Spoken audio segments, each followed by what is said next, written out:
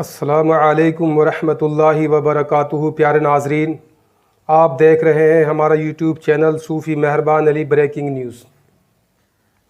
ہمارے اس چینل میں آپ کا استقبال ہے، سواگت ہے۔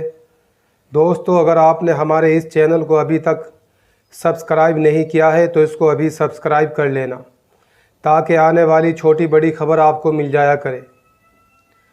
اب چلتے ہیں ہم خبر کی طرف۔ یہ خبر افغانستان سے ہے۔ طالبان نے افغانستان پر قبضہ کرنے کے بعد طالبان کے ترجمان ذبیح اللہ مجاہد نے اپنی پہلی نیوز کانفرنس میں پہلی حکومت اور غیر ملکیوں کے ساتھ کام کرنے والے تمام افراد کے لیے عام معافی کا اعلان کر دیا ہے اور افغانستان کو مخصوص بنانے کا وعدہ بھی کیا ہے۔ ذبیح اللہ مجاہد نے کابل میں میڈیا سے گفتگو کرتے ہوئے کہا کہ طالبان نے کسی سے اب کوئی بھی بدلہ نہیں لینا ہے۔ اب چاہے کسی نے پہلی حکومت یا غیر ملکی حکومتوں یا طاقتوں کے ساتھ مل کر کام کیا تھا تو ان سب کے لیے بھی ہماری طرف سے عام معافی کا اعلان ہے۔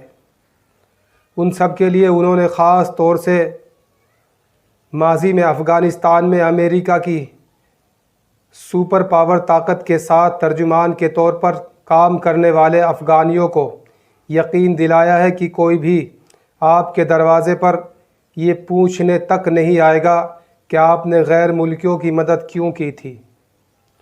طالبان کے ذبیح اللہ مجاہد نے عورتوں کے حقوق کے احترام کا وعدہ بھی کیا ہے اور کہا کہ انہیں اسلامی شریعت کے اصولوں کے تحت تمام حقوق حاصل ہوں گے انشاءاللہ الرحمن۔ اب چلتے ہیں دوستو تیسری بڑی خبر کی طرف۔ یہ خبر سعودی عرب سے ہے۔ سعودی عرب میں کورونا وبا کی وجہ سے گزرے ہوئے 1 سال سے بھی زیادہ کا عرصہ ہو چکا ہے۔ عرصے نے صرف بڑی عمر کے مسلمانوں کو مسجد نبوی صلی اللہ علیہ وسلم میں عبادت میں مشکلات کا سامنا رہا، بلکہ بچوں پر بھی مسجد نبوی صلی اللہ علیہ وسلم میں داخلے کی پابندی عائد تھی۔ لیکن اب کورونا وبا کے اثرات کم ہونے کی وجہ سے اور 2 خوراک لینے والے بچوں اور بڑوں کو مسجد نبوی صلی اللہ علیہ وسلم میں داخلے کی اجازت مل چکی ہے۔ اب چلتے ہیں اگلی اور تیسری خبر کی طرف۔ یہ خبر افغان شہریوں کی جانب سے استقبال کرتے ہوئے طالبان کو روایتی طور پر سفید اور سرخ پھول خدمت میں پیش کیے گئے ہیں۔ افغانستان کے دارالحکومت کابل پر طالبان کے کنٹرول حاصل کرنے کے بعد ملک میں رہنے والے افغان شہریوں کی طرف سے طالبان لڑاکوں کا افغانستان میں دوستی اور معافی کا اعلان سننے کے بعد ان کا پھولوں سے استقبال کیا گیا ہے۔ اب چلتے ہیں اگلی خبر کی طرف۔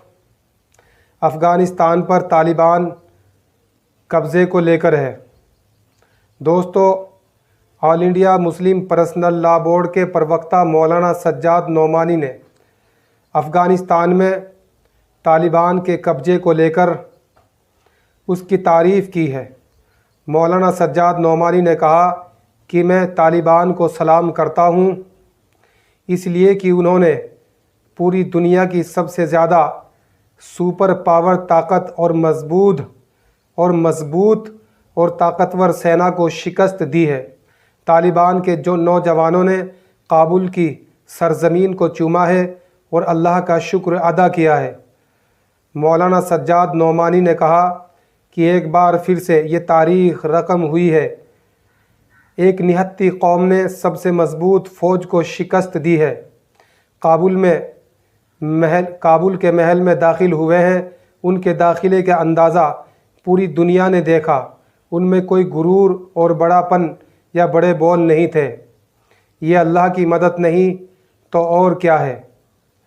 دوستو، اب میں چلتا ہوں، جانے کی اجازت دیجیے۔ اگر آپ نے ہمارا یہ چینل سبسکرائب نہیں کیا ہے تو اس کو سبسکرائب کر لینا، تاکہ آنے والی خبر آپ کو مل جایا کرے، اور ہماری اس ویڈیو کو زیادہ سے زیادہ شیئر کرنا۔